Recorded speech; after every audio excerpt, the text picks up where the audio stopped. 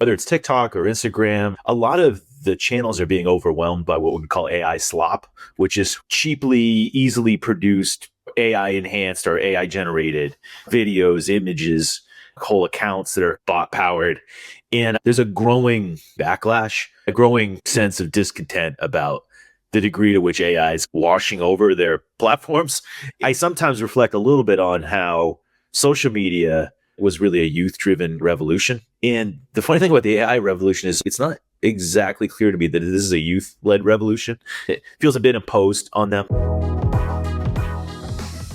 Today's guest is John P. Wihbey. He's the director of the AI Media Strategies Lab, and he's a professor of media and technology at Northeastern University in Boston. His new book, Governing Babel, The Debate Over Social Media Platforms and Free Speech and What Comes Next, is today's topic on our podcast. And a little bit more information about John. This book kind of looks at how social media platforms shape free speech and public debate and what might come next for online communication. John also has worked with foundations, governments, major tech companies, used to work in the media landscape, and he's going to discuss how these fast changing information systems are like kind of what are some of the strategies for these. So just before we begin, just thanks so much, John, for joining us today. Oh, thanks for having me, Jesse. Really appreciate it. So I guess we can just start, since we're talking about your book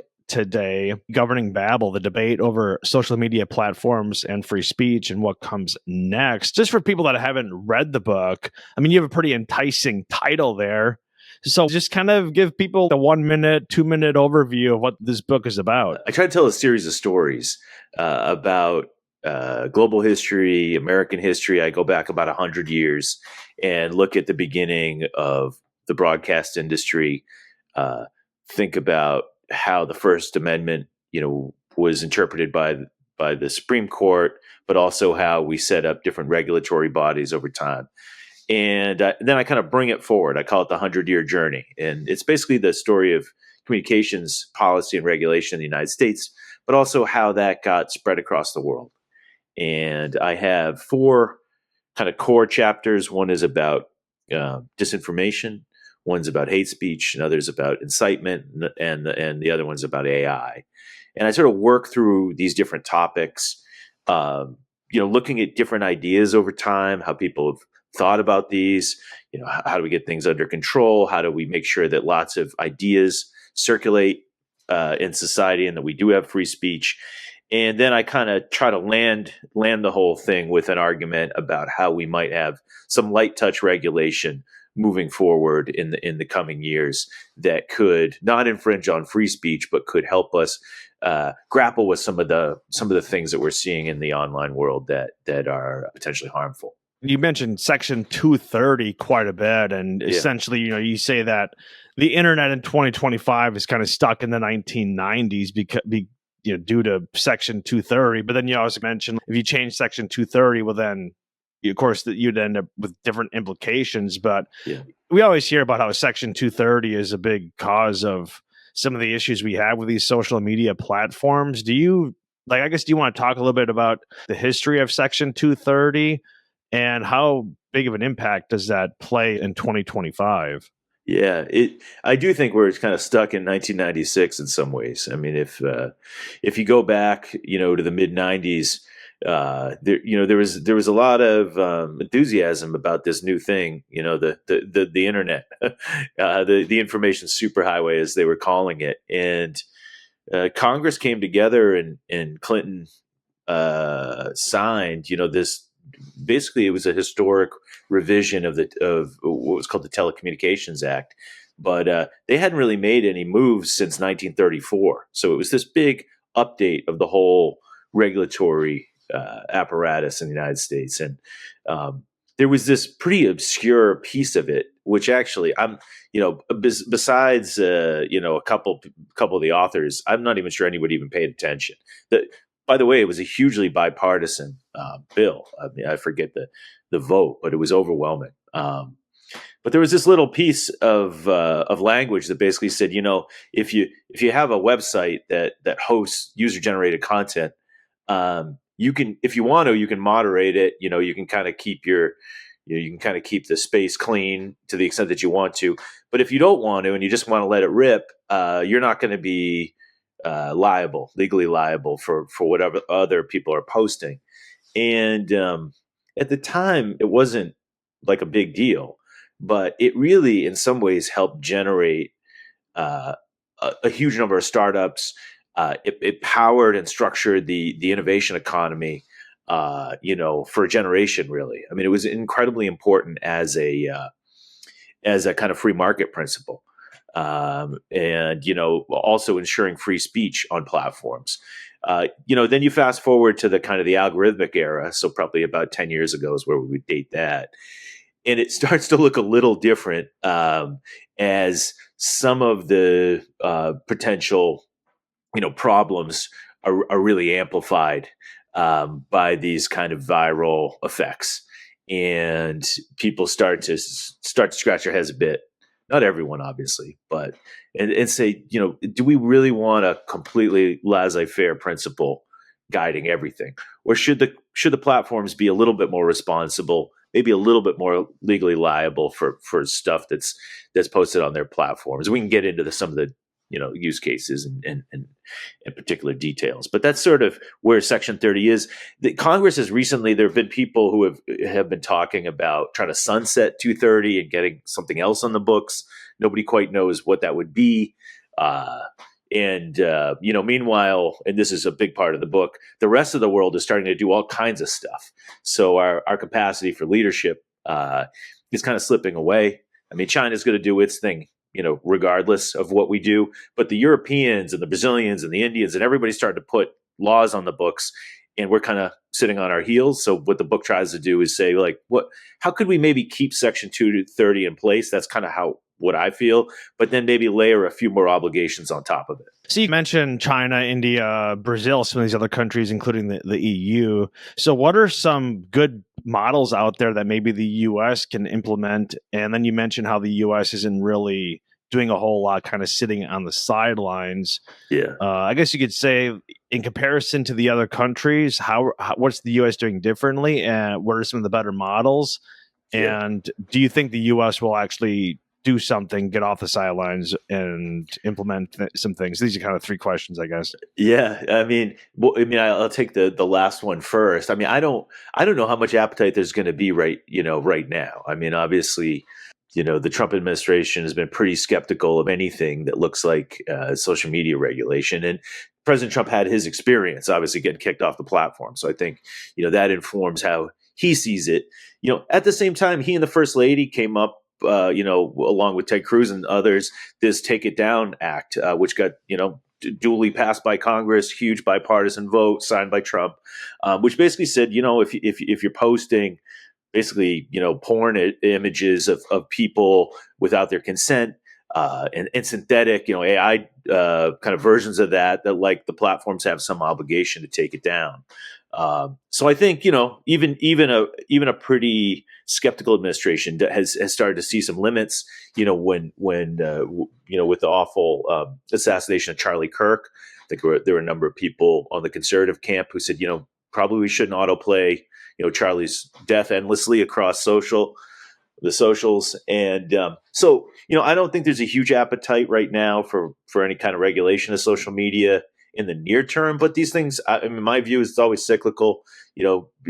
My book argues that if you go back in history, there's a kind of pendulum that swings back and forth around regulation and then laissez-faire. And then, so, so I'll sort of hit that one first, which is maybe there isn't a great appetite. But in terms of the other models across the world, I mean, I'm a little worried because I think, in some cases you see authoritarian governments, really putting laws on the books that require the platforms to kind of do their bidding.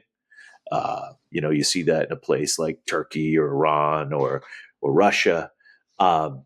You have these kind of middle countries, like Brazil, which are trying to grapple with the fact that basically the American platforms dominate their communication space, their media space, but they don't always agree with like how things are being done. So they've got some kind of idiosyncratic stuff going on, and And then, Europe has this big machine called the Digital Services Act. And it basically says uh, if there are things that violate national laws across the dozens of countries in Europe, um, people can flag that, and if it does violate, it's hate speech in Germany. They've got very particular history there, around Nazi stuff or whatnot. Then the platforms have to take it down. Has to be reported. There's an appeals process. It's actually it's a bit of a convoluted scheme, but I think there are some decent principles we could kind of borrow that would uh, maybe be a little more First Amendment respecting. So one of the critiques of what Europe's doing is that it's a censorship machine. It's and a bunch of folks in Congress are super worried about it, and the current administration is pretty worried about it as well. That in some ways, what Europe's doing is going to have a kind of blowback. To the American public sphere, and will be a kind of backdoor to censorship. I'm not sure that's entirely true. One of the things I do like about the European model is that they provide a pathway to really getting more access to the data that the platforms have. Like right now, we don't have a lot of visibility into what's going on. What are they amplifying with their algorithms? What are they taking down? What are they making sure it gets seen by a lot of people? We just don't know. And so, Europe's saying we need a lot more transparency, and I think that's actually a good principle. I mean, it's a principle deeply rooted, I think, in American culture as well, which is, there should be some transparency around what you're doing. People should have an opportunity to critique, and so I think those are good things. I mean, there's a lot of other stuff going on. Australia has a bunch of, as well as the UK, have a bunch of stuff that really focuses on youth harms. So, we're getting ourselves pretty worried about what's going on with young people in social media. And so some other countries are trying to put age verification laws down, laws that require a certain amount of moderation if people are under 18. So I'll pause there. But that's, a lot of different things going on, but not a lot of action in the U.S.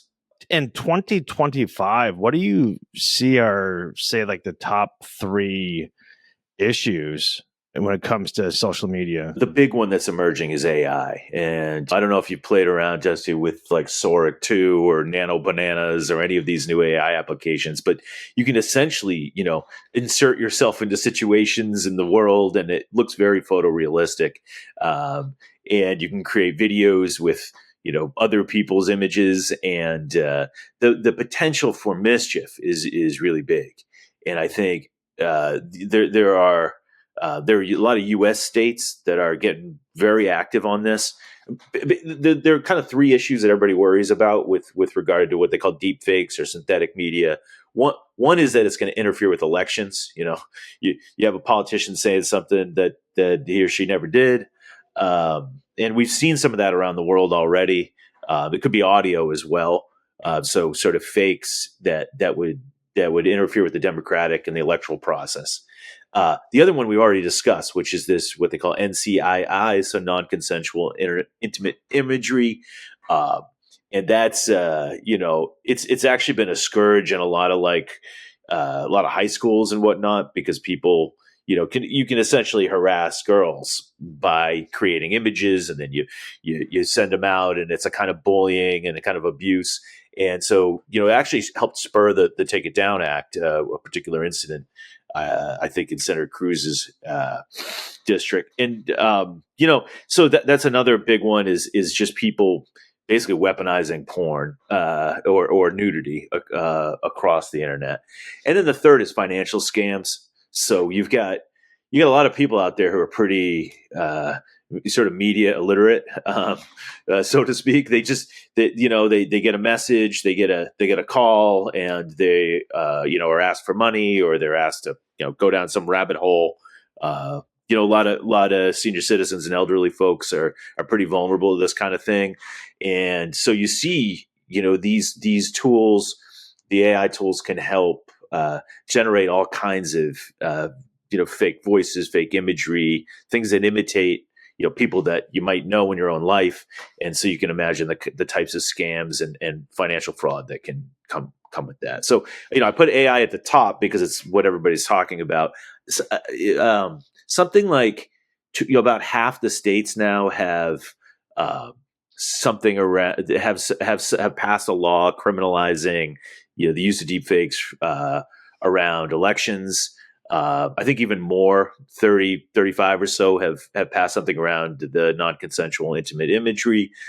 So so even at the state level, not necessarily always at the federal level, there's actually quite a bit of policy action. Second, and forgive if I go on and on a bit, but you asked the question. I think there are real questions about hate speech and kind of online abuse. Irrespective of whether AI tools are involved or not. I think there are ways in which people get abused online, which I think materially kind of pushes them out of the apps and the platforms. They just can't tolerate whatever is going on there. It's scary. It's threatening, and so in some ways you can kind of see people's free speech rights to be on these platforms being violated by the very free speech rights of others. So there are these. I think it's an interesting conversation to be had about what the trade-offs are there. Like under the U.S. Constitution, hate speech is permissible. We don't unless it constitutes fighting words, we typically say it's awful, but it's lawful. But where it accumulates and people get doxxed, and attacked and abused a lot, and they feel like, geez, I can't really be on the socials anymore because I've taken so much abuse. You start to wonder, like, that seems to kind of violate your ability to express stuff in a certain way. So I think questions about the cumulative effects of hate speech and abuse and doxing and all that, I think are really big. And then the third one, kind of related to the first one, but there is a terrible just scourge of what we call child sexual abuse material that is just proliferating across the world. And they've, the federal authorities, the platforms have tried to address it. It's often passed around through encrypted channels and the dark web and whatnot, but it's also it's really difficult to detect. And now all the synthetic generated stuff is actually making it more difficult to detect. But it's a real problem around the world, and so it's a pretty ugly topic for obvious reasons. But it's definitely a big one. Note that I didn't say anything about like foreign propaganda and Russian disinformation, but we could talk about all that too. But you asked for three. Since you're an actual active professor of media and technology at Northeastern University in Boston, you're around these college students, you're talking about hate speech and some of, people maybe not even wanting to be on the platform. Do you actually experience this with your students? Like, what are some of their biggest concerns? And you just mentioned the three that you discussed. Are the students, say, top three issues in alignment with yours? Do they have different issues? I mean, you're around these students. What do they say? Yeah, I mean, you're right to bring this up because often like the ivory tower expert view is different than like being a late teen, early 20 something who's just trying to like complete your classwork, make some money, get a date, go to a good party, and I think some of the issues that I brought up are a little bit more at the whatever strategic level of like expert discourse. But I think in their everyday, one of the things that they grapple a lot with is addiction, or I don't know if we would call it that, for in a technical psychiatric way, but it's just like overuse of technology, just being on the phone, staring at the phone, consuming endless amounts of content. And I think, people our age struggle with that too, but I think for younger people, having a sense that like all the action in social life is going on in the apps, and therefore I need to be there. If I'm going to be cool, if I'm going to be relevant, if I'm going to know the latest memes, the culture is going. That's where the action is, and so tech addiction is a huge thing. I think for all ages, but I think young people are really struggling with that because they are like a fully digital generation. Uh, so that's one thing. I think, sometimes it depends on who you are, what gender you are, race you are, the things that are most relevant to you. I think, the kind of the kind of superficial celebrity culture, the obsession with kind of beauty and style and whatnot can be kind of overwhelming. I think, particularly for young women. I think for young men, there are obviously different, whole variety of new voices that have kind of popped up. I have a son, and we talk a lot about like, what are the good influences? Who should you listen to? What's a good diversity of points of view that you should listen to? So I think, young men and young women have some different experiences online. But anyway, those are some things. I will say just one last thing on the AI front.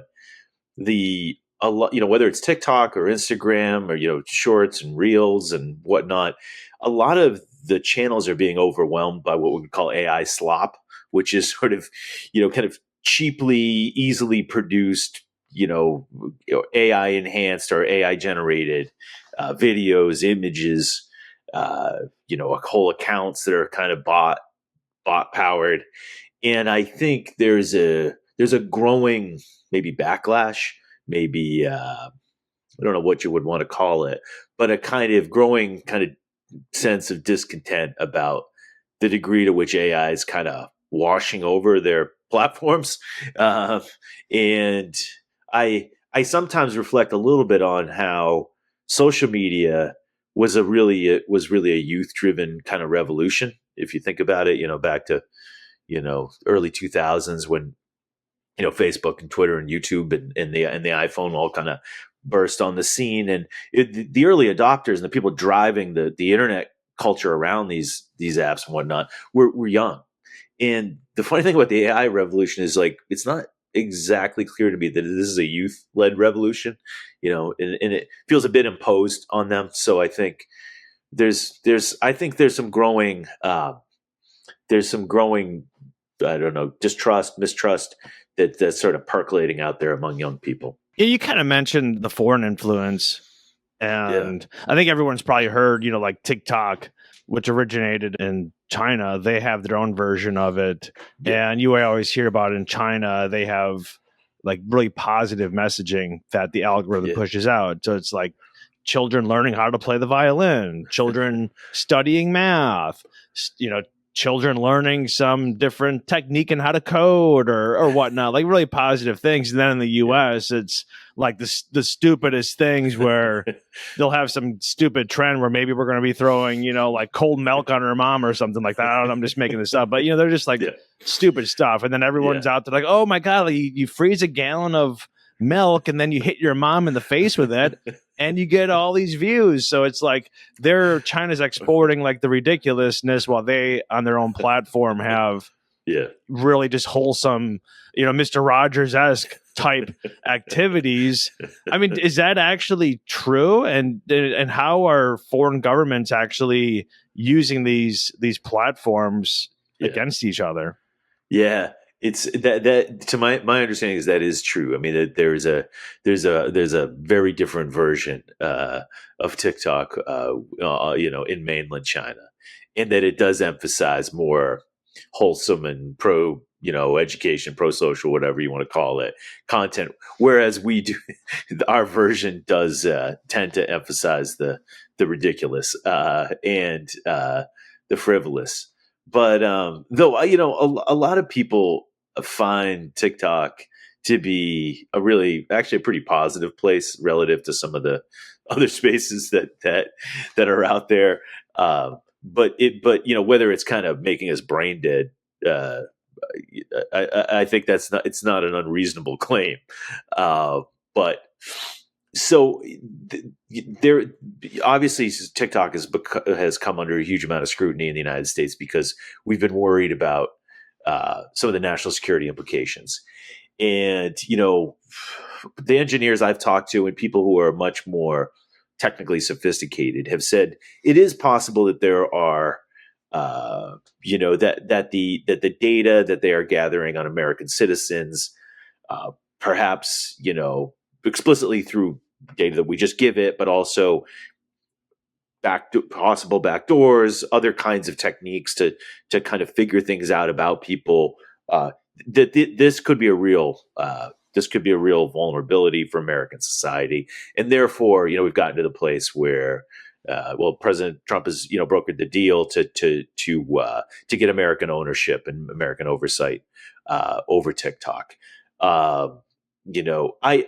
I have always thought that the national security concerns were legitimate. Congress clearly felt. I mean, there's a law in the books that says that this app has to be divested to American ownership. They set a deadline for the beginning of 2025, and we just kind of blew through that a bunch of times. But it was complicated. I mean, it's up at the level of Xi Jinping and Donald Trump, right? So something at that level is not going to be decided and worked out easily. So I think there's some legitimate reasons that we've had to kind of delay the divestment and the sale. I think, by the way, TikTok has become controversial in a lot of other societies. I think there's something like 20 countries across the world that are heavily pushing back on TikTok because of the Chinese influence and the Chinese ownership. So I don't think the Americans are the only ones who are concerned about what's going on. There are, and it should be said that TikTok is really the only social app that has won in the American market. Like, you really can't think of anything else that's really had a big, a great amount of success. I mean, it's really the big win for China. The question is whether it is in some ways exerting some kind of cultural influence, which is really negative. And around elections, some people have done some research which has suggested that they may be trying to foster some dissension in American culture, some anti-Americanism through their algorithm in the way that it kind of pushes content. I think it's still an open question whether that's always true or sometimes true, but that's sort of TikTok in a nutshell. In your book, Governing Babel, you talk about the business model. Basically, the business model of journalism is not really profitable.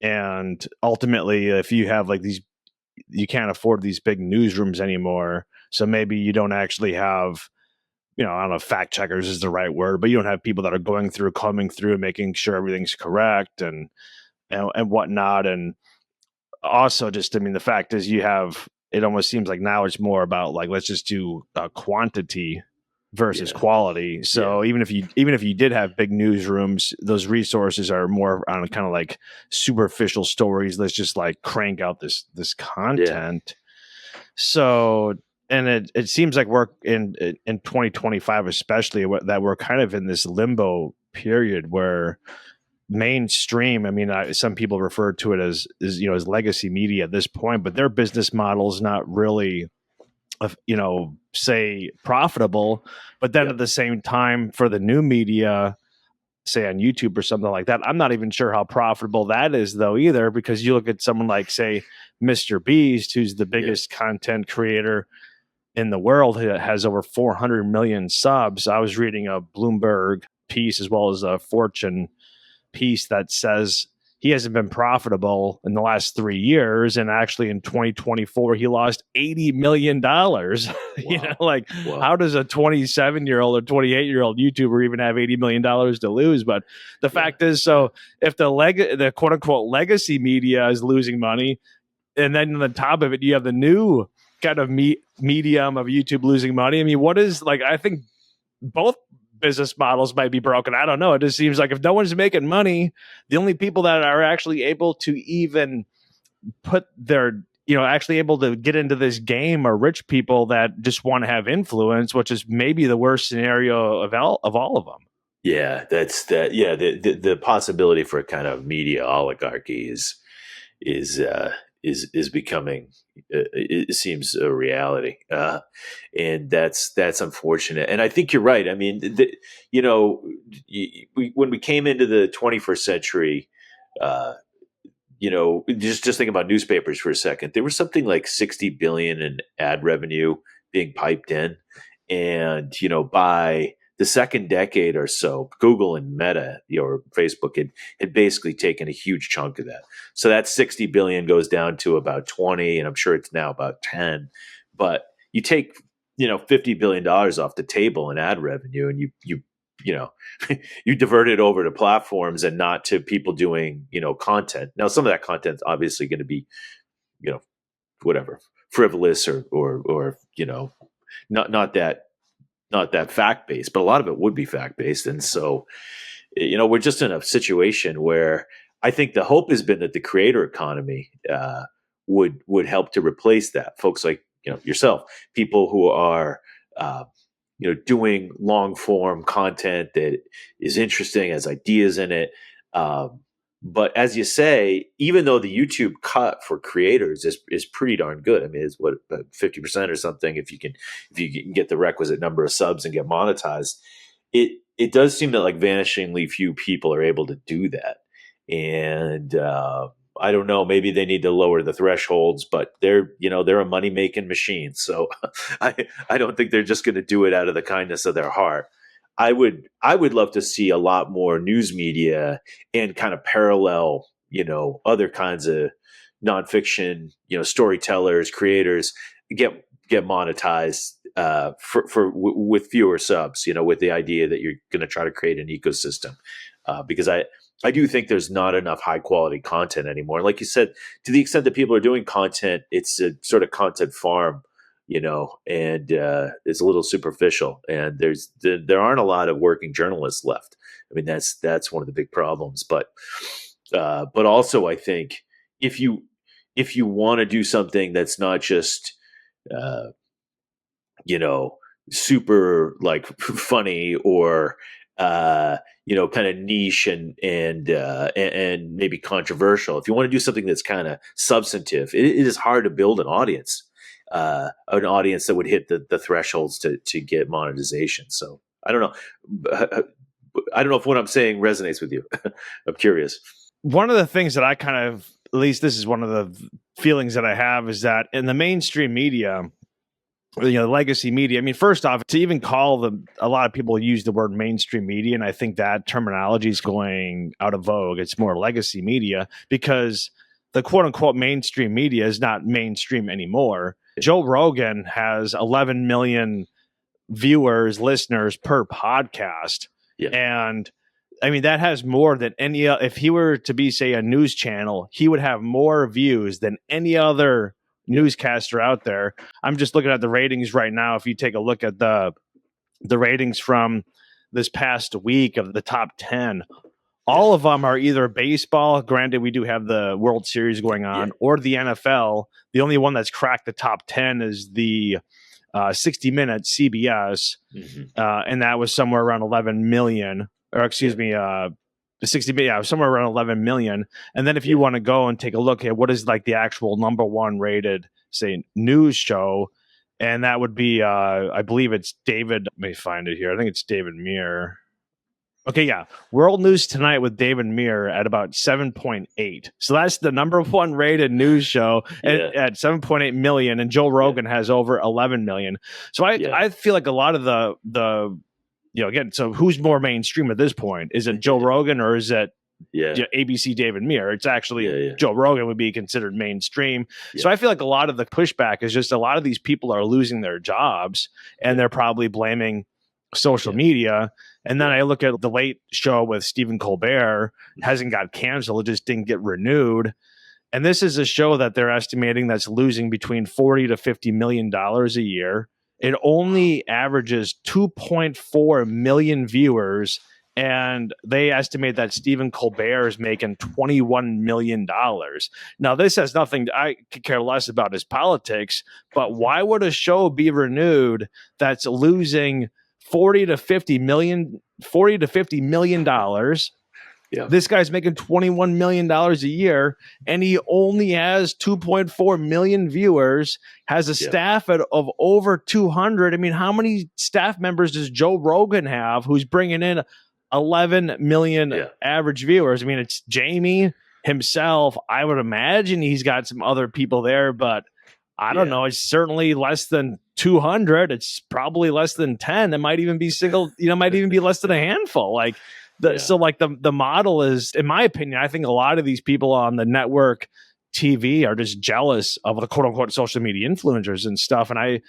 But at the same time, like I just mentioned with Mr. Beast, though, like people probably think he's making money hand over fist. And yet last year he lost $80 million. So even a lot of these creators aren't making money either. So I don't know. I think, like I said, I think we're just in this weird spot where people aren't making as much money as you think. Well, minus like a Rogan who just doesn't have a staff to pay. Yeah. No, I think it's a great set of points. I mean, there are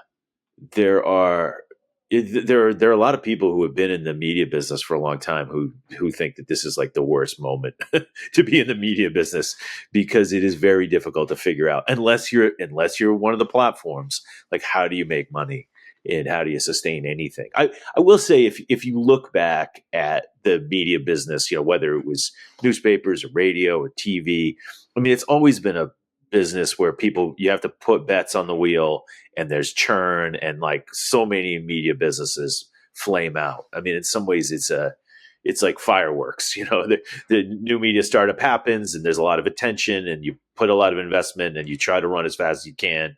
And, most flame out over time. There are literally like hundreds, probably thousands of different media outlets in the United States that have gone defunct, over the past century. It's just, it's a business that runs hot. I think it's often done because people are passionate about it or have an idea or have a perspective. But I do think the underlying, ad supported model or, the cross subsidy model, they've all really, the wheels have really come off like all of the prior models. And it's just unclear what the next one is for content creators who want to create, high quality media or interesting media. It's really, really difficult. Earlier, you were talking about how you're getting like a 50-50 split with the creators, or the platform is, and then you mentioned the platform really is the one that's the king really of it, right? I mean, you want to be the platform, even for these small creators, even if you're cranking out a video of 1 million views. I mean, you're only looking at between like $1,000 to $5,000. And like how many, in order to average 1 million views, you're not a small creator. You're a pretty large creator, which means that you probably have a team. You have an editor, you have a producer, you probably have a camera guy. If you're on location, especially you see some of these like man on the street, I mean, you're going to have multiple security depending on where you're at. Like your expense is like fairly high. It's not like you're just, I mean, granted it's a comfortable living, but it's not as much as people have this idea that these content creators are just making money hand over fist. And then now you're seeing a lot of videos where a lot of these influencers are going broke and stuff because they just create this illusion like they're not actually that wealthy, right? Yeah. And also you're subject, to the whims of the algorithm, right? I mean, that's the thing. Like, and the algorithm is unpredictable. It's almost like a unknowable force of nature or something. So there's the platform's king on the monetization side, but then there are all these other forces that the platform controls as well in terms of how big an audience you can grow. Whether you're in the recommendations underneath different videos, it really matters. By the way, I wanted to mention on the 60 Minutes thing, where you were saying that they have a huge audience. They do follow the NFL, right, at 7:00 or whatever. And so I think they're enormously, I'm sure they benefit enormously from being right there, in the kind of recommendation engine that is like old linear TV.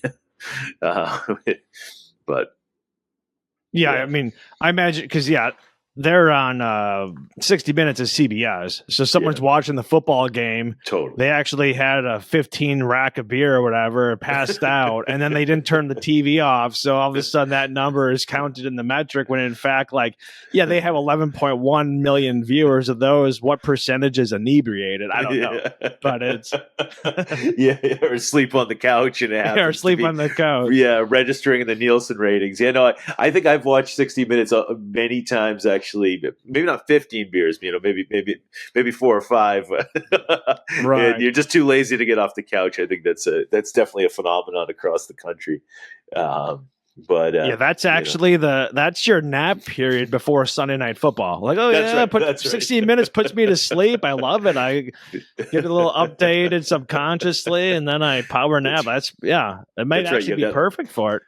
You have that little tick tick tick thing, which is almost like a soothing, like sleep app or something like that. Yeah, that's funny. Let's see here. We're kind of got sidetracked here, but yeah, that's always fun. Since we're talking about football, to me, football is actually an interesting thing, the NFL, just because it's essentially the only thing that people watch live, or sporting events is the only thing that people watch live. Like, back in the day, it was everyone had a TV. It was one screen. Essentially, you had a monoculture because everyone watched the exact same TV shows. I mean, what was it like in the 1950s with I Love Lucy? I Love Lucy averaged 70% of all TVs in America were watching I Love Lucy. I mean, can you imagine in 2025, 70% of all screens being watching the exact same thing? That'd be insane. Yeah. But the only thing that even approaches that is TV, especially or I should say the NFL, especially like the Super Bowl. So these live sports have actually gained prominence just due to the fact that it's the only really event on TV that follows the old business model where you still have people tuning in live, have commercials, and maybe other sitcoms and other forms of media need to be able to figure out how can you duplicate that, because that's the business model that's still old school business model, still effective in 2025 for the NFL. Is the only exception to what we were talking about, how that business model is broken. It's not for the NFL. Yeah. No, you're totally right. I mean, I think some other things have reinforced the appointment synchronous, demand signal for football. Part of this is just the enormous growth of betting, and obviously, all of that requires real-time engagement, and it, also, more maybe a little bit more benign, but just like fantasy football, which I do, there's a huge amount of appetite for like the next play and the next, thing that's going on, and it's really fun. I mean, it's a really engaging way of trying to watch the games. I sometimes worry that people don't actually care about who wins and loses anymore. They just care about the individual player performance. But it's, they've found different ways to enjoy live sports. And, for some people it is betting, a lot of people, but for others, they're just different entry points. So I think, part of it is, as you say, like figuring out the formula of trying to get a big audience to show up for an appointment synchronously. But then how do you create culture around it? How do you create apps? How do you create other ways of consuming it? I don't know if, does that track with other cultural industries, other types of content? Maybe. I'm sure people are thinking creatively about it, but it is, you're right. It's remarkable that the NFL, and to an extent, I guess, the NBA and you see Major League Baseball doing pretty well right now, because it's a very competitive series, with the Jays and the Dodgers. Sports seem to have bucked the trend. Everything else has become asynchronous, nonlinear. You stream it whenever you want it. It's on demand, and therefore it's hard to imagine, mass audiences sharing the same experience or the same reality at the same time. I actually think we've lost a lot as a culture because of that. But I'm not the only one who said that. You mentioned earlier talking about hate speech. You talk about, especially in your book, disinformation, misinformation, malinformation, and I think you kind of mentioned like back in the day, some of these terms would have just been called propaganda, but they do have different meanings. So when you're talking about like you're using the example about how some of these younger people don't want to be on because of hate speech, can you talk about what some of these terms are, what they mean? Sure. I mean, I think some people, people have certainly a different definition than what you're discussing. So it's kind of laid out. Yeah. And it's interesting, like in the, people are kind of coming back to using propaganda as a kind of umbrella term. In general, the difference the difference between misinformation and disinformation is usually around intention.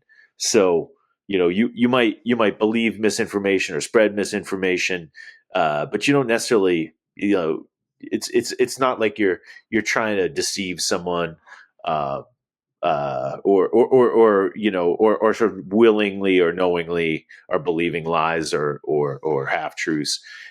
Disinformation is generally defined as something that tries to deceive people, typically for a political purpose.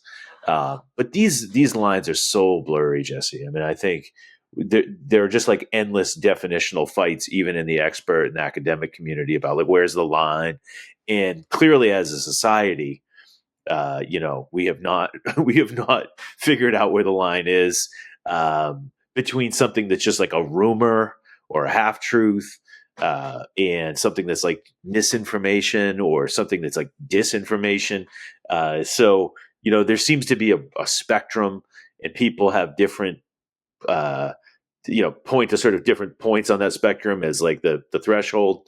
And I think it gets really complicated really fast. I think the one place that people were agreeing was that foreign actors and foreign governments don't get to do that. Like that's bad. I think people then have weaponized the debate about who are the foreign actors and how much are they actually doing and how much effect did they have. How much did the Russians do in 2016, or subsequently how much are the Chinese doing? And it's a real mess. I mean, uh, I don't pretend that any of these things are really easy. Propaganda is interesting, but it was coined a very long time ago. The Catholic Church actually coined it as like a positive thing, which meant to spread doctrine, to spread the word of Christ, and to get the doctrine of the church out there. And then slowly over the centuries, it became adopted as a word to describe political bodies trying to spread messages. And my book starts with World War One, where gosh, everybody, including the Americans, but the Europeans, the Prussians, Kaiser, everybody was trying to do mass propaganda. I think it was really the first mass media war. And so, we had early radio, but also you had some of the industrial capacity to do, leaflets and do mass kind of societal organization around propaganda. And the American war machine was incredibly effective, both domestically to rally people, and then abroad as well. But anyway, the book tries to get into some of the history here. So if you're a history geek, I hope there's a little bit in there for you.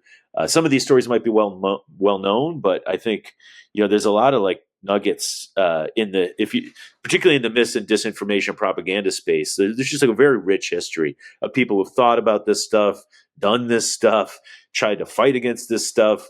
And I try to take it up through the present, where we have, what you might call computational propaganda, or, disinformation campaigns. And so it's, again, the 100-year journey, kind of World War One up to the present, trying to think about the different echoes in history. Chapter 5 of your book, you talk about AI. And as you mentioned in this chapter, about how, yes, like with AI, people, as you mentioned earlier in this podcast, like synthetic AI, deepfakes, etc. Like, yeah, you can propagate some pretty bad stuff on social media, but at the same time, you could also use AI to be able to scale up, getting rid of a lot of the AI slop and other crap online, which is kind of interesting, where you're going to have people generating AI slop, but then you need AI to guard against the AI slop that was created by the AI. Yeah. So, I mean, do you think that in the future that we will actually have, say, a better, like these platforms will get better, will it be improved? Like you're talking in the book about how you have these moderators in different countries and they have to sift through all this stuff, a lot of horrific footage, and they're being kind of subjected to almost warlike footage, so to speak. I mean, they definitely have PTSD, and they're making pennies on the dollar for what they really should be making. And so some of this stuff could be outsourced. But I mean, how do you, or will just AI just do status quo, because if it's just like these LLMs, generative AI, is just essentially scouring the web. So that's what it's trained on. So we'll just end up seeing more of the same. And what's your thought on chapter 5 and AI in your book? Yeah, it's this tension between or contention between offense and defense. AI, like the old spy versus spy. It's AI versus AI is going to become the reality. It already is, and I think right now offense is probably the people who want to use it to kind of create mischief or deceive are probably winning. But I think ultimately, as more detection types of software and different new kinds of strategies using generative AI, as those things get spun up, I think defense will start to catch up. Just a couple points that I think are relevant. One is, I quote some experts in the book about, one of the things generative AI does, it lowers the cost for trying to do mass scale mischief, disinformation or whatever, scams or whatnot, revenge porn, all these crazy things. So you lower the cost, because it used to be that you had to have like a bunch of creators, and you used to actually have to do Photoshop and spend some hours, and and now you can basically instantly create some content and then you can kind of experiment, see how it goes. So you've lowered the cost. The Russians used to have huge teams creating a bunch of stuff, as I understand it, and now the Gen AI tools, it's like, this is actually like child's play. We can create a whole bunch of stuff, throw it out there, see what sticks. But the other part of that, though, is that it's one thing to create content. It's another thing, as you well know, to create an audience. And so building an audience is actually it's not trivially easy. And you may have a whole bunch of, whatever propaganda or disinformation or, some financial scam that you want to get out there. But actually getting anyone to pay attention to it and actually engage with it is a whole different thing. And so it's not clear to me that just having mass scale on slop is necessarily going to mean, it's the end of the world. People still have to be gullible enough to engage with it. And I do think defense is starting to catch up, will start to catch up. But it's going to be an arms race, I think, in a lot of places. And I think the platforms need to, as you say, probably take off the table some of the work that is just like heavy duty terrible.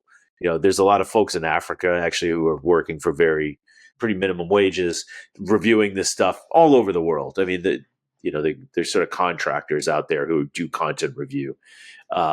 I do think humans have to be in the loop, and especially in like what they call low resource languages. So countries where there's just not a lot of speakers, but like in Myanmar or like Ethiopia, where the platforms they don't have a ton of language data in their systems, so that their detection systems are actually kind of bad, and so they need a lot of language, speakers in the room to kind of review stuff that in some cases is like cause genocide. I mean, there's some really nasty stuff out there that's been done. And so you need a lot of humans in the loop, but I think the AI is going to get better and better because it was pretty brittle before. They used to have these, what they call classifiers, which would just say like, is this, violating or not violating? And they're pretty brittle. Like you get around it really easily, with just with a a simple tweak of a word or modifying an image a little bit, and it would just get right past the detection mechanism. Reading your profile on the Northeastern website, it says that you've worked with foundations, governments, and major tech companies on how to adapt to these fast-changing information systems, something to that effect. So, what are some of the concerns if you're working with foundations? I imagine NGOs, different governments, tech companies. What are some of the major issues that they have? And I guess from the standpoint, how do they differ from, say, the tech company versus the government versus the NGO? I would imagine all three of these almost have like diametrically opposed kind of like agendas. So if you want to break it down, like per NGO, tech, and government, and then what examples, what countries, things like that, if you're able to provide some of that information. Yeah, sure. So, I mean, I can give you an example, like with the old Twitter before Elon purchased it and became X. I did some consulting for them, and really they were trying to figure out where the lines were for taking things down. And I wasn't directly involved, but often the tech companies will consult with academics to try to figure out, like, where are the lines? We've already talked about lines. It's super tough. It's super tough to figure out, like, what, if a message says this, is it kind of violating their terms of service or the community standards? So I did some of that, and that was in a different version of the platform. Obviously, Elon has a much more sort of wide open philosophy, and but that under the old regime, they were trying to figure it out. It was whether it was around the elections or on COVID, and all this stuff is super controversial. But I was trying to give a little bit of advice, and I think the companies are still struggling with that. And so I did a little bit around what you call labeling. So this is if a message has is incorrect or is misleading. What kind of message might the company want to put on that? And what's effective if you're trying to intervene. And I don't think we've come to any hard conclusions about what works and what's useful and what's proper, what's speech preserving and what's sensorial. So I've worked on those problems a bit with some of the social media companies. In terms of NGOs, actually, I talked recently, because with some of my classes, actually, we partner with some local NGOs, and they are trying to learn how to incorporate the AI tools into their workflows. So you think of these small shops that are doing, social service work, they're doing, advocacy on a cause, nutrition or education or whatever it is. And they often don't have comms or media operations at all.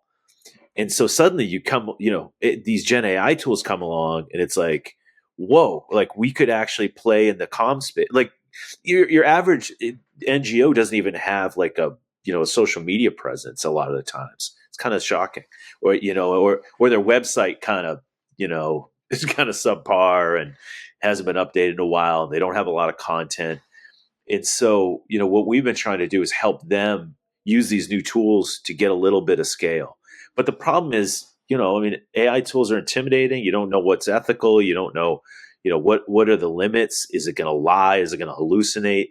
And so we've been, I've been trying to do some advising to kind of upskill people, which I think is going to be super important across the economy, particularly the social sector where there aren't a lot of resources. Government, I mean, there's the one thing I guess I would talk about is to help the U.S. Navy out a few months summer ago, trying to think about their social media presence. And, they have all the things that you would imagine that a service branch, all of the problems that you'd imagine a service branch has. Like you want to put a good face on the operations, but you want to be truthful and you want to be interesting, and you need to recruit people, and you need to, especially with the Navy where it's so global, you need to be able to have service members' families, sailors' families connected to them so that they're seeing, what's going on. Navy is also the most forward deployed of the branches, so they're out there on the high seas and all kinds of action. There's a lot of sensitivity, obviously, around what can be shown, what can't be shown. But you want to connect the American people to where their tax dollars are, and so I was in a non-classified way just giving some advice there. I thought that was a really interesting kind of assignment. Like most of the professor stuff you get to do is like you teach and maybe you write a paper, but this was a chance to actually make a difference. So I felt good about that. That was pretty cool. I don't know how much of a difference it made, but I happy to give advice. And then I'm trying to think. So those are three. I don't know if that that's sufficient, but happy to discuss more. Have you ever heard of the dead internet theory? In your book, I didn't see you discuss it at all. So I was just kind of curious if you Yeah, what your thoughts are on the dead internet theory. I yeah, I'd be interested to hear your thoughts too. I mean, there is there is I actually don't know how to define it, and I'm not sure. I was actually thinking the other day I should figure out, sort of who coined it and how are they defining it. But there is, there have been a lot of related theories that basically say we went from a very human-driven organic web that was user-generated in large part to increasingly an automated and corporate web, where whether it's money making or you know AI driven or whatever, there are various factors that are making the web less and less attractive to like average people who want to browse stuff. And I think AI is now really driving a bunch of trends that are maybe accelerating the dead internet as a concept. I don't know. I mean, I haven't really taken it on board about what it means. I mean, sometimes people coin stuff that is actually important because it's directionally true. Like we're actually probably maybe headed to a dead internet, but it's not like functionally true exactly right now. So, I mean, I still find the internet pretty rich and interesting, uh, and lots of different kinds of content. And I mean, YouTube itself is a fantastic place to discover new stuff, learn about stuff, be entertained by stuff. The number of old concerts that I want to dip into is like endless. So I don't know. How are you registering it? Just to define the dead internet theory, which is basically it's the point in time where there's more bots, AI, algorithms, online than actual real human communication. And it started out in a 4chan, which is a forum in I believe 2021, where they basically speculate that somewhere around 2016 is when there's more bot activity online than human activity. And if you're talking 2016, we're almost a decade out from that. I mean, right? We're 2026 in a couple of months now. Yeah. And I find it interesting because like I actually have I had a TikTok that has over 100,000 subs. I actually built the TikTok from scratch, from zero to over 105,000 in like 3 months. Congrats. And this part I actually find to be interesting. All I did was I would watch these congressional hearings, Senate hearings, and I would take some of the more interesting moments and I would clip it, basically put that up on TikTok, Instagram. I built an Instagram to like 50,000 subs in also like 3 months. I had a second YouTube channel, had like 40,000 subs in a couple months, all using these clips. And you'd be shocked the number that were actually banned, that were actually taken down. I couldn't post anything at TikTok for a few weeks. I couldn't post anything on YouTube. And these are just like our elected officials having these, which I found to be, that's actually why I stopped posting, because it's like we can't, if our elected officials can't even have a conversation, they're getting banned. What the hell can we talk about? Yeah. And so I found that to be pretty disheartening, so to speak. But the thing is, when I would get into the TikTok space, everyone I talked to would say like, yeah, like you might have 100,000 subs, but as soon as you try to monetize it, your views go down 99%.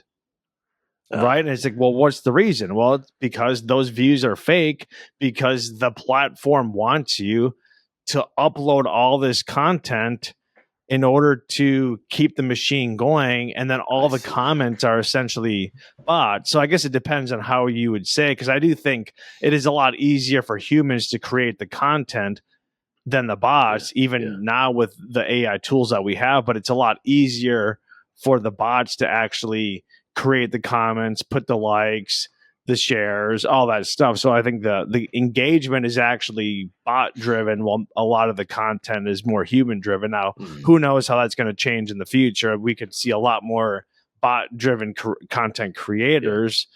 and I'd be curious in the future, like for Hollywood.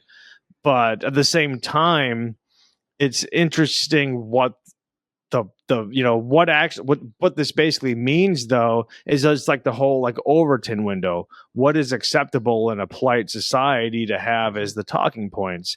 Ultimately, how a video performs with the metrics, likes, shares, comments, and watch time, that is all being determined by the dead internet theory by bots. So actually what content is being pushed out there is fairly fake.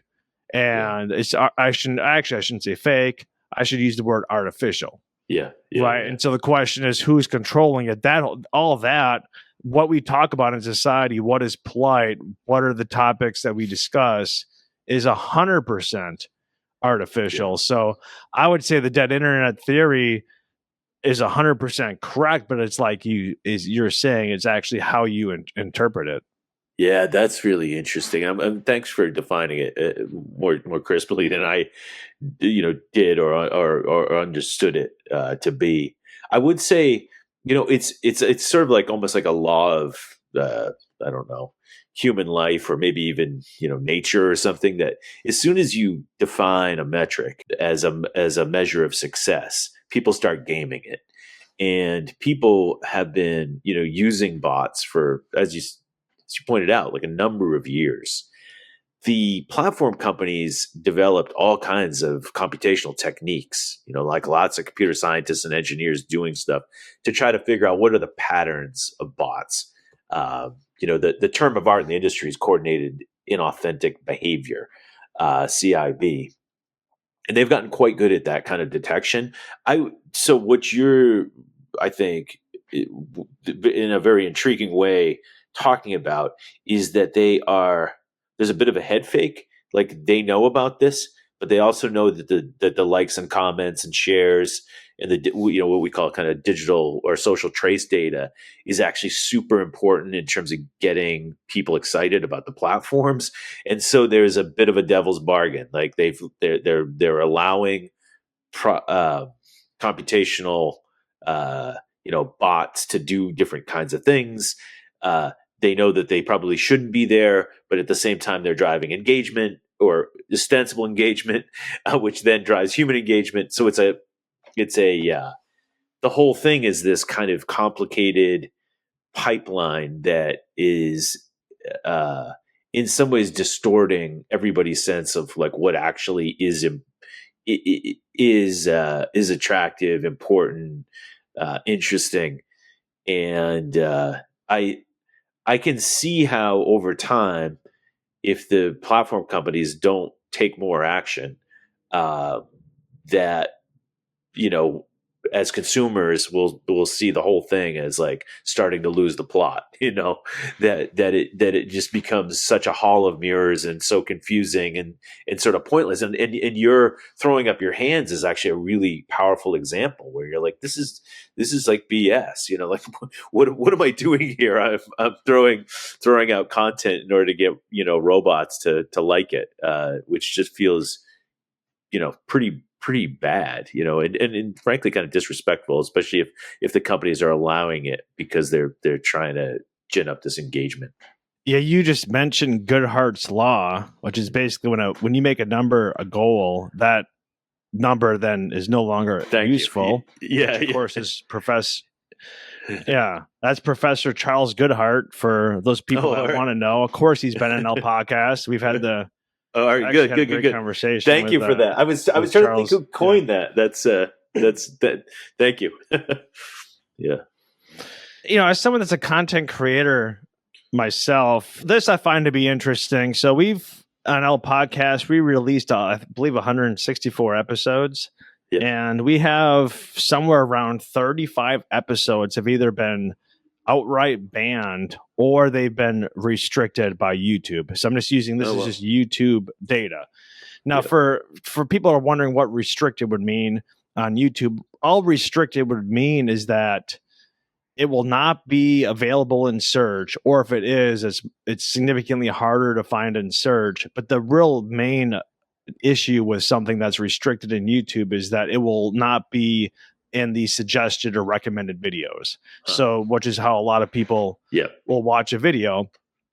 And so I was kind of looking to see like what are the videos that, you know, so I went through this one day. And these are, I'm not going to go through all of them. Obviously, the audience doesn't care that much. But the bottom line is I had one. I'll kind of set this one up.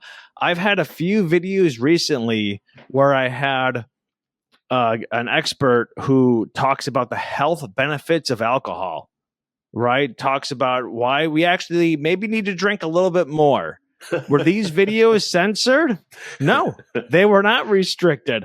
However, I did a video on where I talk about how I quit both caffeine and alcohol for 3 months. That video was restricted. Wow. So people would probably think it was actually the videos talking about alcohol's good qualities. Nope, it was the video talking about like what happened. I had a video where I talked about the NIL and how basically athletes are now influencers. That video was taken down. One of the more interesting ones was Ray Gun. If we all remember the break dancer. Oh yeah. In the Olympics, I actually had. There was 3 people that created the system of scoring. Okay. In the whole world, there's 3 people. I had one of the originators of this system. That video was taken down and restricted. Literally one of 3 people in the world. Like, this is the most authoritative of authoritative people in the world, and that video taken down. I mean, like the videos that are taken down are never the ones that you would think would be like, I'll do a video, I'm like, oh, that'll be restricted, and it's not. And then I'll do another video, and it's not. I had a guy that his name was Fergus Connolly. He's the only person in the world to work in every single professional sport as a performance coach. And he's written several books. His video was taken down as we're talking about how to be a better athlete. So I'm just running these things through. I'm running the transcript through ChatGPT because I'm kind of like, hey, what was the reason? That way I kind of know for future videos what topics to kind of avoid. He in this video talks about how I was kind of like, what's the history of, what's the future of professional sports? And he's like, well, it's the WWE. He's like, ultimately, it's just a soap opera, and more sports are going to be more contrived. And that was that according to ChatGPT, that was the reason the video was taken down, is because, of course, if you're a gambler, it's going to affect, say, the gambling space when you're talking about having, ref throw games and having. I see. Huh. And so it's just the no one would ever think any of the videos that I just mentioned would actually be taken down for that reason. And I find this, like, when people want to talk about, I always often find it interesting when people talk about like censorship, because most people don't actually have a channel. They're not actually experiencing this stuff. And I do. So I actually have kind of firsthand knowledge on it. And I think it's quite a bit different than what people would think. That's fascinating. It's fascinating. And I don't, not being a creator myself, don't have a lot of insight into that. But I mean, that's real, a report from the front lines, basically speaks to how their classifiers, their AI detection is just like failing, and have you ever tried to appeal anything? Or you ever, it's just pointless. Yeah. I mean, one, it's pointless, but 2, they've gotten smarter, because like basically what happened, like I would appeal all the TikTok ones and you never win. But the real issue though now is what YouTube does is they don't actually, I mean, I'm sure you could get a video 100% censored, but what I've experienced recently is they don't actually just full out ban you. They just restrict you. Yeah. So so what? You're putting someone in a sandbox. So how is that any different? Like you mentioned in your book, what are they doing? Well, they're essentially downranking you. They're not putting you out. It's the same. Like, it doesn't matter. So I think that because it probably actually makes more sense, because if you're basically taking someone and you're going to censor a big chunk of their videos, what are they going to do? They probably will just stop creating content. Right. But if you don't actually stop the videos from being put out there, you just restrict them. And the thing is, I don't get an alert. It's not like I'm alerted by YouTube.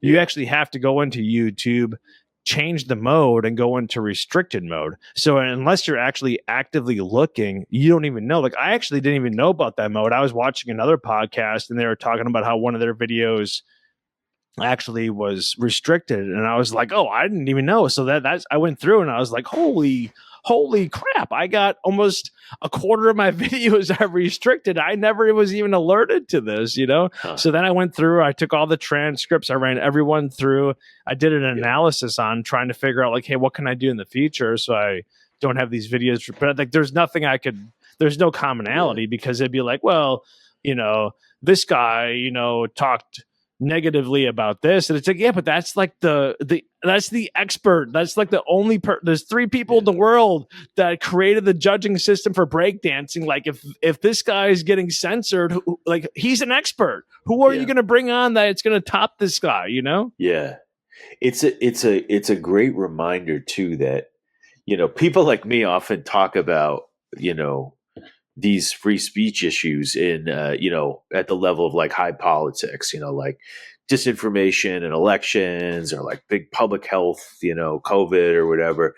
But it's actually everyday people and you know, creators like yourself who are trying to make a living, who actually encounter a lot of like where the policy and the algorithms sort of meet the content, and where there are lots of mistakes and there's a lot of slippage and there are a lot of gaps. And, you know, there are a lot of free speech implications, you know, right there. I mean, obviously the platforms are private companies. They don't, you know, they don't necessarily have to be First Amendment respecting, but most of them say that they, you know, try to do that. So where you have a forum, which is just, you know, well within the Overton window of ideas, it's really disappointing to hear that there's any kind of, you know, meddling with your possible, you know, opportunities for an audience. So that's something that just needs more scrutiny. And this is my, you know, sort of one of my sort of points that I've been trying to make, and I'm not alone, but we just need more visibility into what's going on. And I think the platforms need to be more accountable for, you know, what they're doing to people who are trying to make a living, and it must be incredibly frustrating to not have answers as to why a particular video gets restricted or downranked, or, you know, one of the terms that was thrown around for a while was shadow banned, which is, you know, it's a sort of more potent way of putting it, because it does feel like a kind of sensorial, you know, approach, and in that way, pretty shady, especially where it's not explained. Yeah, I mean, I think because I'll have friends that'll listen to a podcast and they'll be like, "Oh, like, you should have this guest on or talk about this," and I'm thinking, like, I don't know if I can actually have that same conversation, because I think I will have that video will be blocked, and they'll be like, "Yeah, but this person had it." It's like, yeah, that person has 10 million subs. Like, they have if you have 10 million subs, you literally have like a direct line of communication, say on YouTube. Like, there is an actual agent that you could go through and review everything with. You have an actual human, where the smaller creators don't have that, right? And so they have a direct line of communication. Plus, if they have 10 million subs, that video is actually making YouTube money. Yeah. So I think it's a lot easier. Like, so like what a person with 10 million subs can do, and what a person with 100,000 subs or 10,000 subs or 5,000 is different. And like Mr. Beast, Jimmy Donaldson, he always says, he says, it's not algorithm, it's audience. And it's like, for you have 400 million subs. You just like, you probably could talk to the CEO of YouTube because you're so big. For the average person, it is algorithm, because they don't have the ability to talk to a human. So like, you know, like listening, like I will tell people this that are small creators, don't listen to Rogan or Mr. Beast, because they're in a completely different, you know, atmosphere. Like what works for them will not work for you. Like they're, you know, I mean, like, that's apples to oranges comparison. Yeah. I mean, it's the old, you know, adage, money talks. I mean, it's market power, right? It's, you know, there's a little bit more. I mean, we're all outgunned by the power of the platforms, but you can have a little more standing if you have a big audience. And, it's, but that's most of the platforms, including YouTube, say that they you know are sort of rights based, and they're supposed to be principles based, and there are you know they're supposed to be consistent in their enforcement of rules.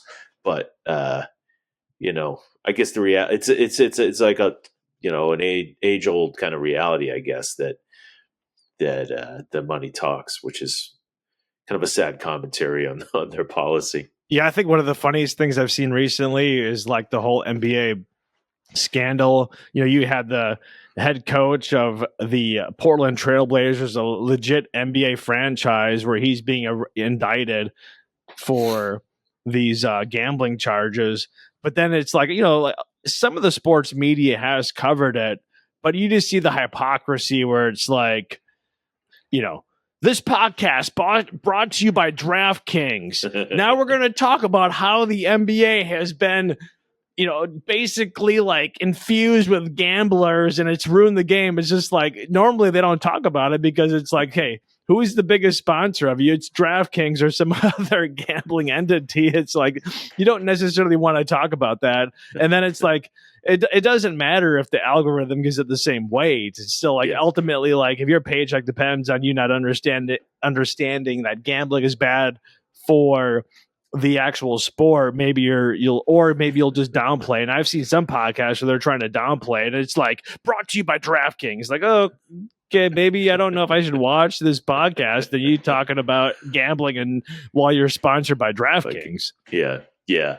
I have been saying for a bunch of years that I thought that the pervasiveness of gambling, which really violates a lot of the principles that I think were pretty mainstream growing up, about this bright line, this real need to separate gambling and sport. I mean, I just thought it was going to be a train wreck at a certain point, and I think it's starting to become one.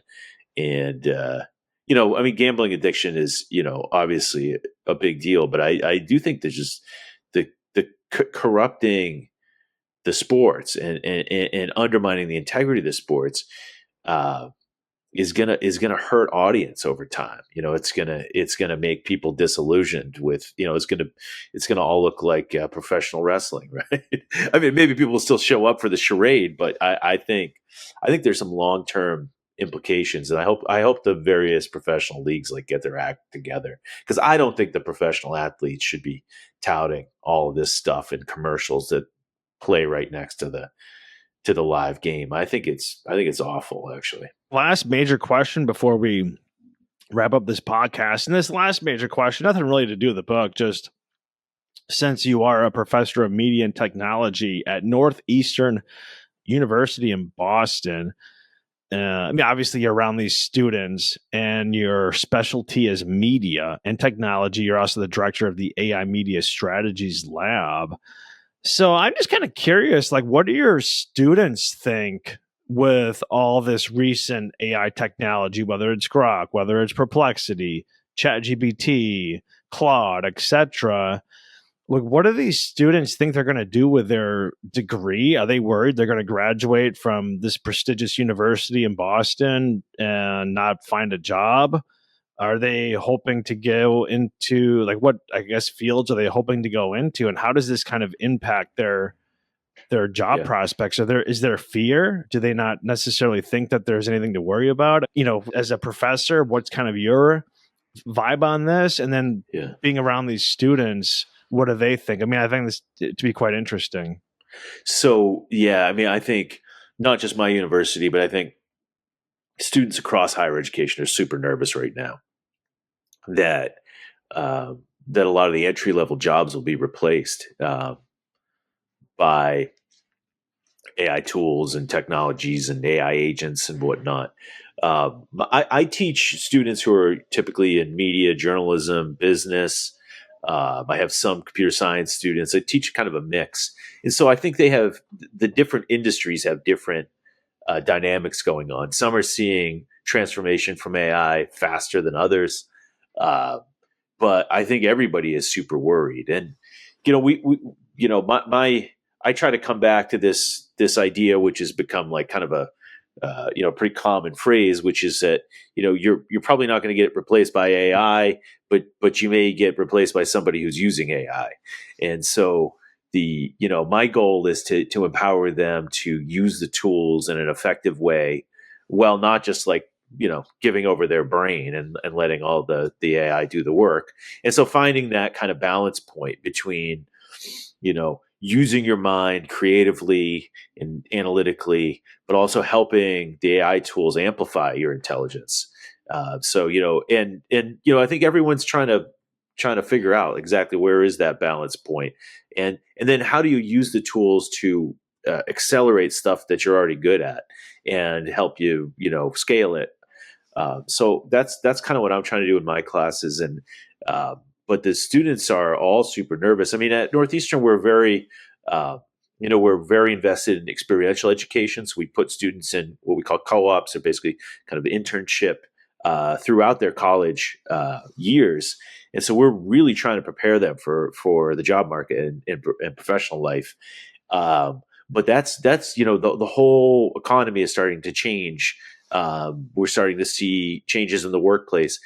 One of the things I'm super positive about is that there are many workplaces where the existing employees just don't know a lot about AI and don't kind of recognize what it could do. And so if we can bring in young people who are, who can kind of reverse mentor or kind of be change agents within organizations, whether it's a small business or whether it's a big corporation, I think that's fantastic. And most businesses of any size now have AI committees. They're trying to figure out, how do we use these tools? How do we, incorporate into our calendars, our email, our workflows, our product development, whatever it is. And if we can, kind of ship young people into these places who have the knowledge and can think creatively about the applications of AI, I think they'll be very valuable in those workplaces. So that's kind of what, my philosophy is. I think it's pretty much the philosophy of my institution. But there are a lot of places around higher ed. There are a lot of colleges and universities that are just struggling to figure out, what are we going to do? How are we going to make these students AI ready?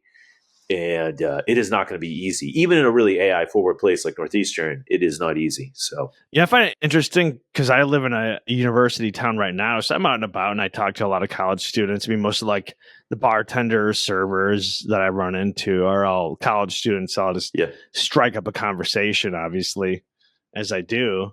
Yeah. And I find it interesting because I'll ask them about this question, and most of them are like, "Oh no, my professor told me AI is not going to impact us at all." Yeah. And I'm thinking, as someone that actually uses these tools, I'm like, I don't know about that. I think I'd be a little bit concerned. But of course, a lot of these professors have, kind of incentive to. Or secondly, maybe they're just not using these tools, so maybe they're just kind of more hearing about it abstractly. So it doesn't mean that it's nefarious, or nefarious, I should say. But I tend to think a lot of these college students just really are going to be surprised when they get out there. And then I'll ask them, do you use these tools? And most of them admit that they use it for doing their homework and things like that, but they don't actually. So they're kind of using it at a very low level, where it's not at a high enough a level where they're going to be able to go into the workplace and really be like that person, that knows how to really make the business more efficient, because they're just using it for very low level things. And so I don't know. I guess, again, this is just, my personal experience talking to over the last couple of years, probably thousands of students, since I do live a block away from the campus. But I do find it interesting that they don't seem too worried about it yet. I find that quite bad. Yeah, I think they're going to get a wake up call, but I think your experience is pretty representative. But it's not on them to figure it out, right? I mean, I think the teachers and professors and mentors out there, we need to get the message out there that they need to figure out how to upskill and be ready.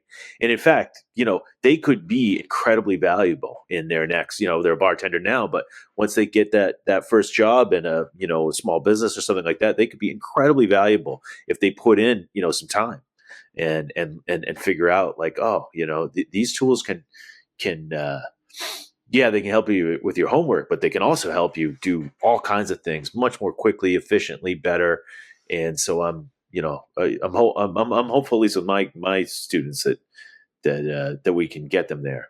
Yeah, and I'm not trying to disparage them for being a bartender or server, because Yeah. you always hear these people online like, oh, these Gen Z people are lazy, don't have social skills. In my experience, all these Gen Z, I've been impressed with all of them. They're very nice, respectable, intelligent people, and I don't try to, I'm not using that. I would say the biggest thing is that I might be experiencing, though, maybe not the representative of Gen Z, because these are the people that are, maybe they're just naturally sociable. That's the reason they're bartending. But when I hear all these things about Gen Z, I'm like, well, that's not really my experience, but maybe the gamer who's locked in the closet, I'm not actually seeing out at the pub. AKA that's why they're not at the pub, because they're not sociable, right? Yeah. As a professor, though, of media and technology, and we're talking about AI and kind of updating it, how do we actually get current with 2025? How do we change our teaching technique to actually be able to implement a lot of these technologies and be able to set students up for a successful future? Well, I think we have to run a lot of experiments, hopefully not real time in the classroom, but like trying different kinds of techniques, different kinds of lessons. I mean, one of the things that the generative AI models are really good at is tutoring and personalizing learning, allowing you to kind of iterate and try things, and then helping you, kind of meeting you where you're at with a particular, problem set or whatnot. So I think if you can use them to kind of just like mail it in on certain types of assignments. So what we need to do is create assignments that are much more dynamic. I hope, I hope the assignments can actually just be more exciting than like some of the old stuff that we did that was just boring. So, one of the things that I've been doing is like simulations of like situations. Like you're in a crisis communication situation. Like, how do you respond? And then, I'll have the students work with the models to try to respond dynamically to like possible real world situations. And to me, that's like much more exciting than some of the stuff I had when I was, in college, which was more of a traditional, like a lecture model, and you fall asleep in the back row. And so I think the tools can actually make learning more exciting, more real world, more dynamic. But you got to be careful, because, like one of the things that's really tough is to, how do you assess work that is in some ways like human and AI constructed? And so we have to figure out like how to value the human and assess the human contribution in that kind of AI human interaction. It's not easy. Educators across the country are trying to figure that out right now. But I don't care as much about grades. I care about the outcomes for the students. I want to empower them. I also want to excite them, about the learning. And that's really what I care about. Like, you're going to forget most everything that you learn in any class, but if you can get excited and curious, like that's worth it. So that's where I'm at. Today's guest has been John P. Wihbey, who is a professor of media and technology at Northeastern University. We discussed his new book today, Governing Babel: The Debate Over Social Media Platforms and Free Speech, and what comes next. So, John, two final questions. One, where can people find this book? You've written books in the past as well. How can they find that book as well? Any information you want to provide? And then secondly, leave us with a final thought related to this podcast to wrap up and conclude this session. All right. Well, thanks again. This was really fun. I'll bring it up on the screen. You can find it at Amazon. The MIT Press was kind enough to publish it, so you can get it at the publisher's website, but Amazon is probably the place to get it most easily. And in terms of a takeaway from today, I mean, the tyranny of the algorithm is like something we need to think a lot more about, because I mean, you're raising some really interesting issues. The ways in which algorithms govern our lives in unseen ways and influence our lives in unseen ways, I think is something we need to pay a lot more attention to. I think we need to demand a lot more accountability and transparency from the folks who are deploying those algorithms. So that's something I'm taking away, and I'm hoping that they're a little kinder to your content and they're a little less restrictive in the future. My dear friends, that is it for this episode of El Podcast. Once again, if you're not yet subscribed, please subscribe on YouTube as well as Rumble. You can also find us on Spotify and Apple Podcasts or wherever you get your podcasts from. We thank you all from the bottom of our hearts for watching and listening, and we will see you on the next episode.